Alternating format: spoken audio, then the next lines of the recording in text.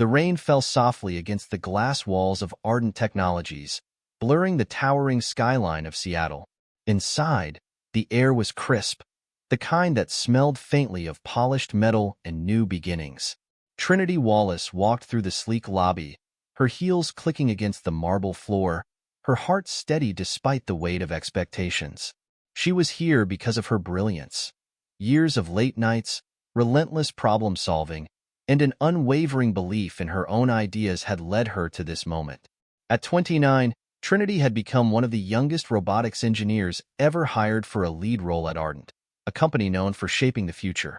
Her brown skin stood out amid a sea of faces that rarely mirrored hers, but she had learned long ago to hold her head high. She carried not just her resume but the hopes of every barrier breaker who came before her. Her office was a glass box perched on the 12th floor, filled with the hum of machines and the faint glow of prototypes lining the shelves.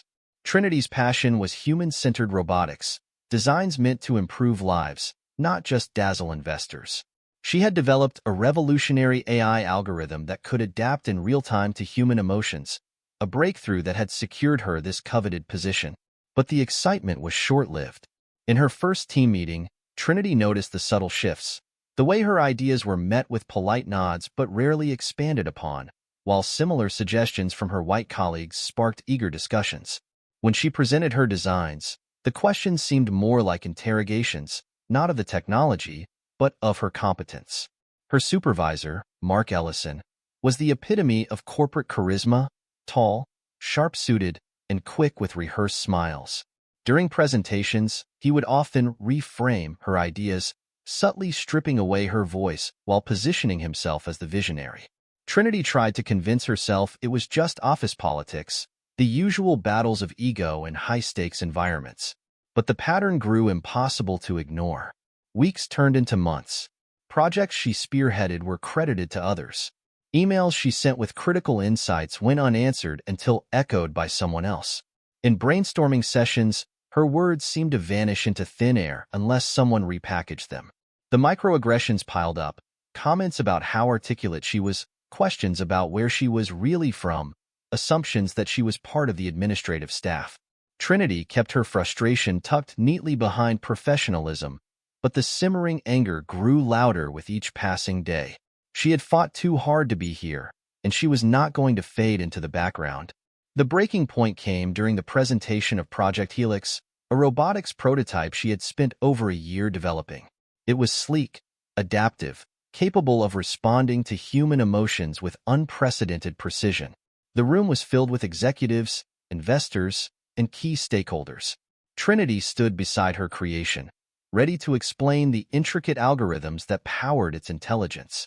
But Mark stepped forward, cutting her off mid-sentence.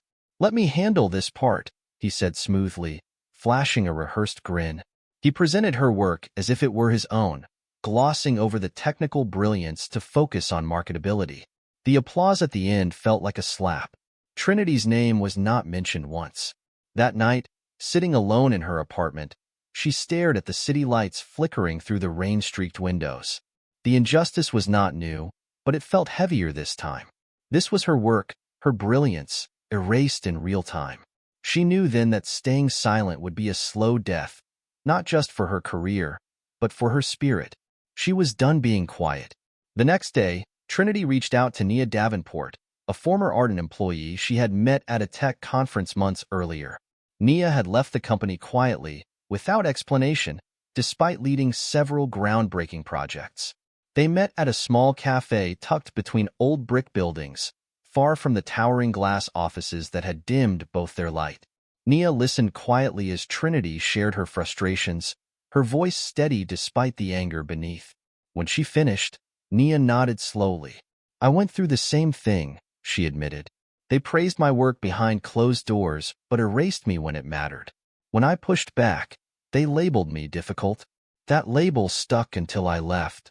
Trinity leaned in, her eyes burning with determination. "I'm not leaving. Not without a fight." Nia gave a small, knowing smile. "Then you need Dwayne Johnson. He's a civil rights attorney who's taken down corporations twice Ardent's size. He doesn't just fight cases, he exposes patterns. If anyone can help you stand your ground, It's him. That night, Trinity sat at her kitchen table, Dwayne's contact information glowing on her phone screen. Her finger hovered over the call button. It felt like stepping into a battle she wasn't sure she was prepared for. But then she thought about every meeting where her ideas were stolen, every time her voice had been ignored. She hit dial. Dwayne's voice was calm but carried weight.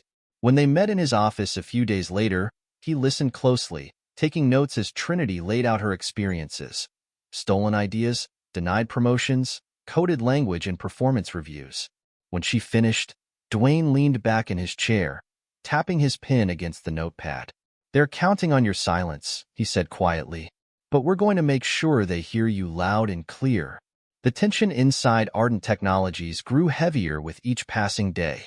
After the Helix presentation, Trinity felt like she was moving through invisible barriers, polite smiles that masked dismissal, meetings where her expertise was treated as an afterthought, and projects she had birthed slowly slipping from her control. But Trinity was not one to fade quietly into the background.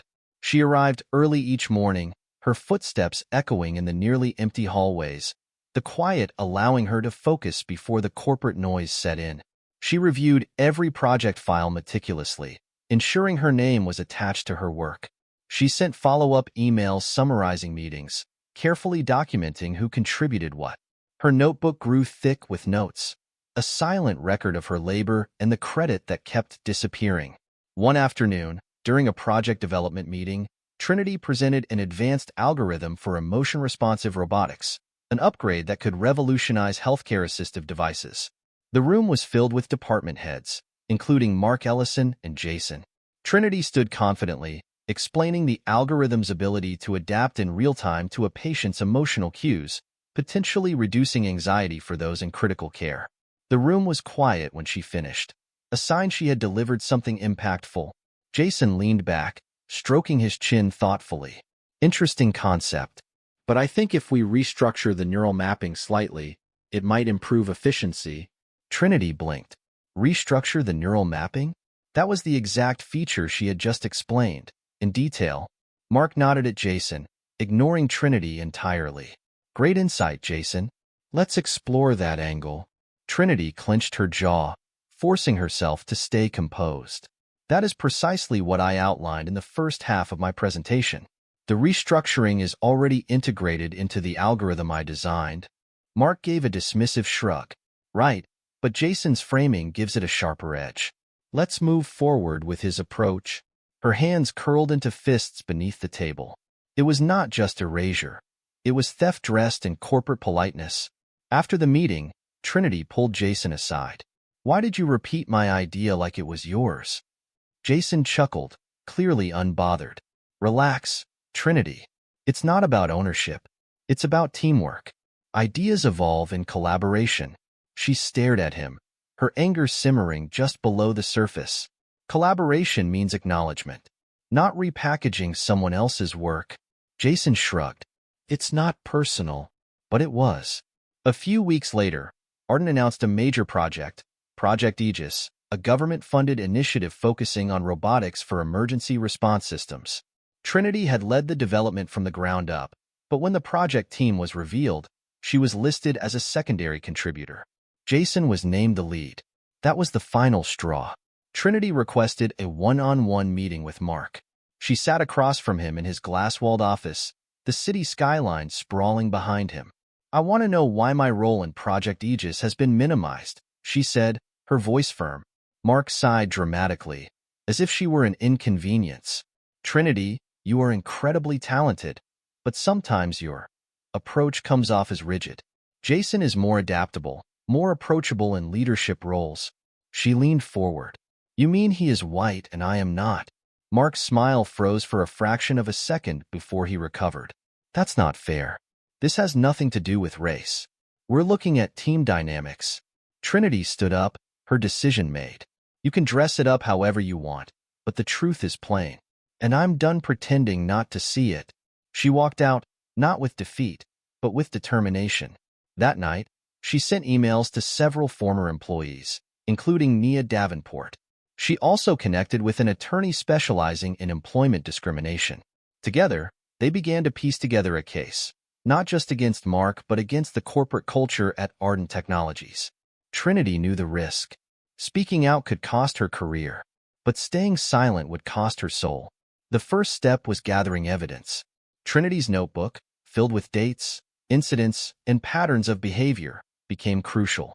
She compiled emails where her contributions were ignored, performance reviews filled with vague criticisms despite documented achievements, and even meeting recordings where her ideas were dismissed only to be accepted when presented by white colleagues. She also discovered something more damning: a leaked internal memo suggesting leadership strategies to maintain cohesive team culture, which subtly implied limiting disruptive influences in key roles.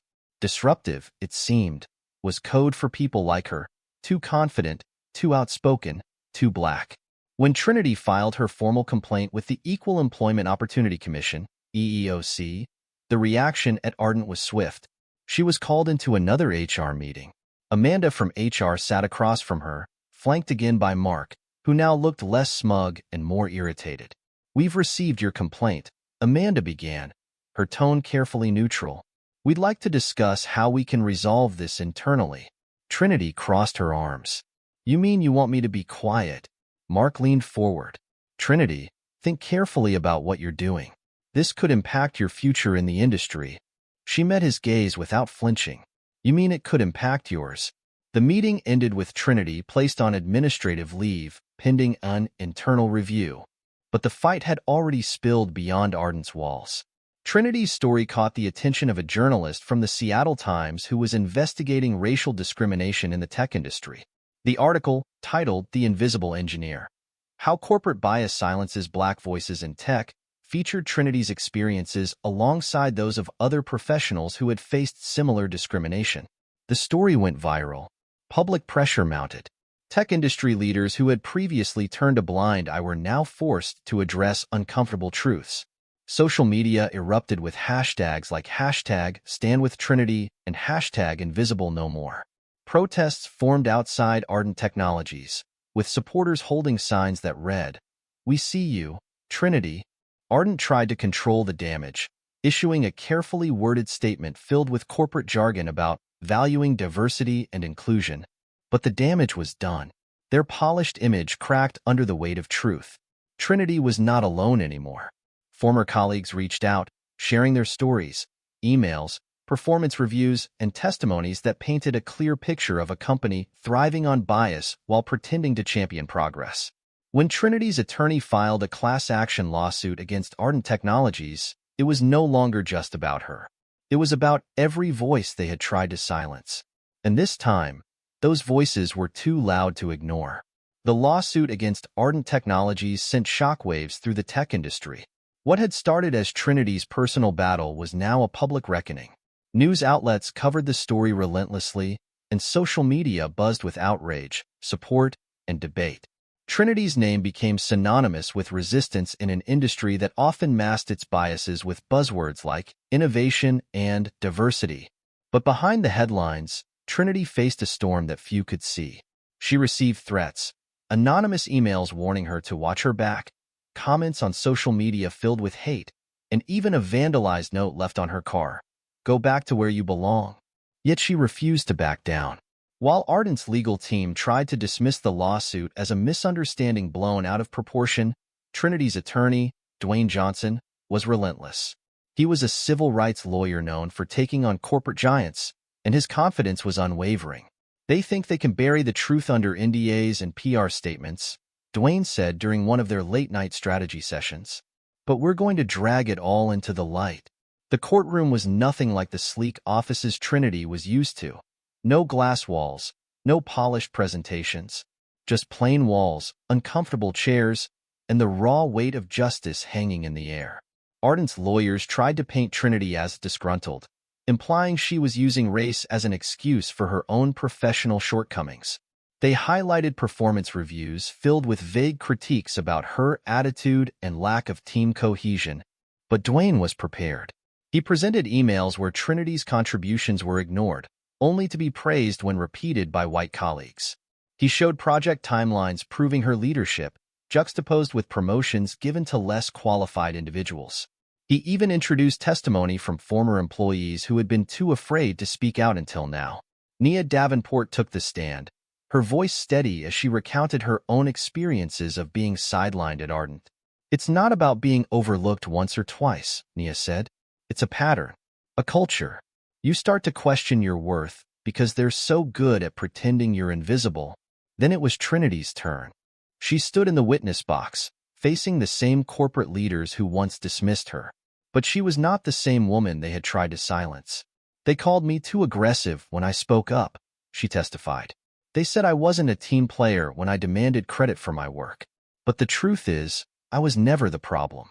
The problem was a system that thrives on keeping people like me quiet." Her words echoed through the courtroom, leaving a heavy silence in their wake. Mark Ellison was also called to testify.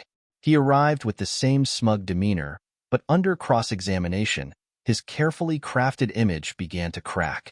Dwayne presented the internal memo Mark had authored, strategies to maintain team cohesion that subtly encouraged minimizing disruptive influences. Dwayne read the lines aloud, pausing at the phrase disruptive influences. "Mr. Ellison, can you clarify what disruptive influences means in this context?" Dwayne asked. Mark shifted uncomfortably. "It refers to behaviors that create conflict within the team dynamic." Dwayne leaned in. "And by conflict, do you mean employees who challenge unfair practices? Or perhaps employees who don't tolerate having their work stolen?"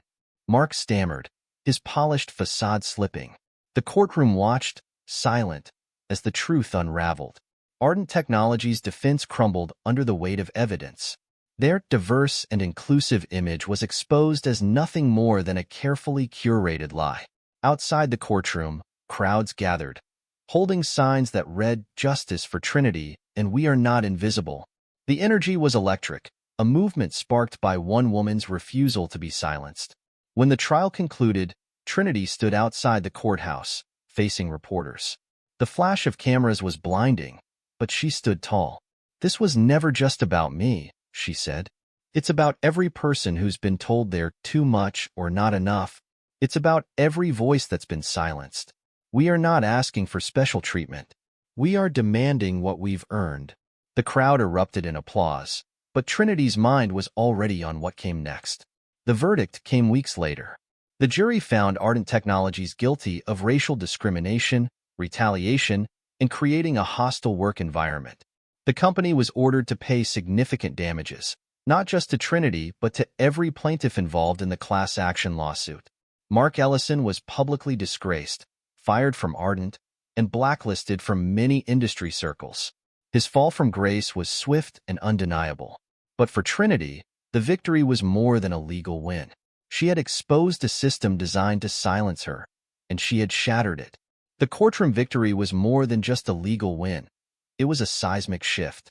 The ruling against Ardent Technologies sent shockwaves throughout the tech industry, forcing companies to confront the biases embedded within their so-called meritocratic systems. But for Trinity Wallace, the victory was layered. Yes, she had won the case. Yes, Ardent was held accountable. But the scars of what she had endured remained, etched into her memory like codes written deep into a program's source. In the weeks following the verdict, Trinity found herself both celebrated and scrutinized. Interviews poured in, tech magazines, civil rights panels, news stations. Some wanted to frame her as a hero, others tried to reduce her to a footnote in a diversity and inclusion success story. But Trinity knew her fight was not just for headlines. It was for the countless people still trapped in environments just like the one she had escaped. She refused to let her story be packaged neatly into a corporate diversity brochure. With the settlement money, Trinity partnered with Nia Davenport and Dwayne Johnson to establish the Lumina Collective, an organization dedicated to empowering Black professionals in STEM fields. Its mission was clear: mentorship, legal advocacy, and creating spaces where Black brilliance was not just acknowledged but celebrated.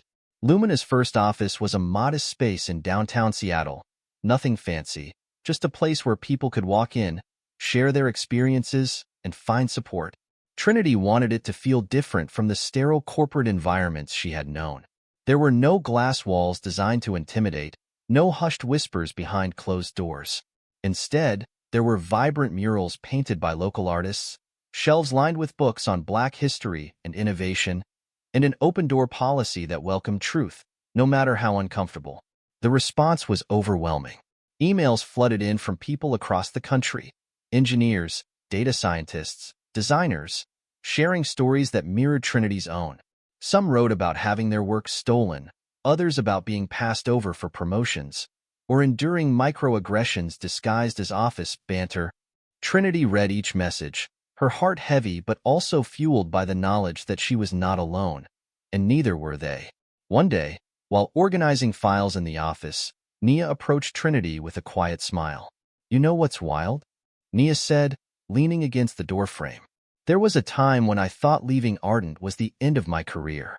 But now, I feel like this is the work we were always meant to do." Trinity looked around the room, filled with people brainstorming ideas, mentoring young professionals, and planning advocacy campaigns. She nodded. "We turned our pain into purpose."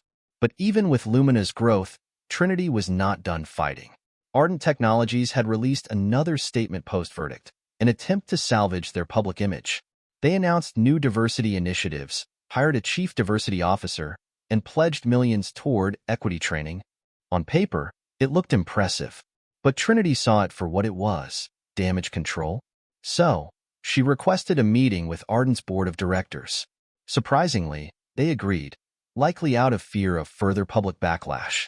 The meeting was held in the same glass-walled conference room where Trinity's ideas had once been dismissed. But this time, she was not there as an employee. She was there as a force they could no longer ignore.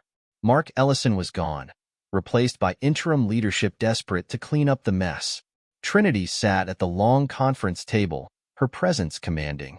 The room was filled with executives who had once looked through her. Now, they had no choice but to look at her. "I'm not here to hear about your new diversity programs," Trinity began, her voice steady. "I'm here to tell you that real change doesn't come from hiring a diversity officer and ticking boxes. It comes from accountability, from dismantling the very systems that allowed this to happen in the first place." One board member shifted uncomfortably. "We're committed to learning from our mistakes." Trinity cut him off, her gaze sharp. "Your mistake wasn't ignorance. It was complicity." The room went silent. She continued, "If you truly want to change, start by acknowledging that people like me were never the problem. Your culture was."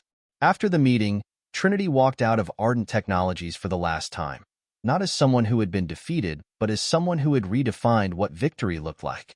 Months later, Lumina hosted its first national conference, a gathering of Black professionals in STEM from across the country. Trinity stood on stage, looking out at a sea of faces filled with hope, determination, and brilliance. She began her speech with words she wished someone had told her when she first entered the tech world. "They told me to shrink, to soften, to be less so I could fit into spaces that were never designed for me. But I learned that my power was never in fitting in. It was in standing out."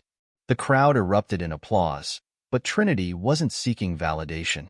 She was planting seeds, knowing that the fight was far from over, but it was one she no longer carried alone.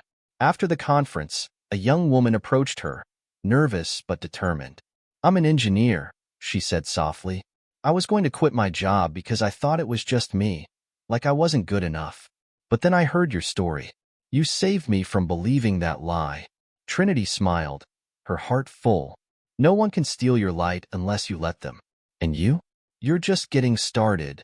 As the young woman walked away, Trinity felt a profound sense of peace.